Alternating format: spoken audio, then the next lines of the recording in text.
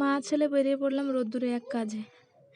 তো গিয়েছিলাম এক জায়গায় বলতে আমার এটিএমটা অ্যাপ্লাই করেছিলাম, এটিএমটা আসেনি, তো চেক করতে গিয়েছিলাম। ফার্স্টে গেলাম পঞ্চায়েত অফিসে, সেখানে বললো তোমাদের আসেনি। তো সেখান থেকে আবার বললো ব্যাংকে যাও। এখানে আসলাম, একে বললাম, তো বললো কি তোর তো এসেছে, তুই একবার বড় ব্যাংকে চেক কর। তো আবার বড় ব্যাংকে আসলাম।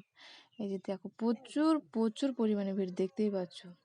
তুমি সাইডে দিয়ে এক সাইডে দাঁড়িয়ে, আমাকে নাহলে কিন্তু লাইনে দাঁড়ানো লাগতো। আমি এক সাইডে এসে বললাম, তো স্যার আমার খাতাটা দেখছে। স্যার বলল তোমার তো এসেছে। আমি বললাম তো উনি বললো আমার আসেনি। তো উনি একটা নম্বর লিখে দিল, বললো কি এটা নিয়ে দেখাও, ওরা কি বলছে দেখো। তো সেটা নিয়ে তো যাবো, তো ভাবছি বান্ধবীর সাথে দেখা হয়ে যায় অনেকদিন পর, তা একটু দেখা করে যাক, একটু গল্প সল্প হয়ে যাক। তো এই যে আমার বান্ধবীর কিন্তু এটা পার্লার আছে। আর এখানে এসে উনি যে কথাটা বললো, আমার তো একদম মাথায় সত্যি সত্যি গরম হয়ে গেছে। বললো কি তোমার রিটার্ন হয়ে গেছে, তোমার বাপের বাড়ির টাইটেলে চলে এসছে। তো আমাকে জানো বন্ধুরা, আবার এটা অ্যাপ্লাই করতে হবে। এই ধরে 3বার অ্যাপ্লাই করলাম আর আমার এটিএমটা আসলো না। তোমাদের কেমন লাগলো ভিডিওটা?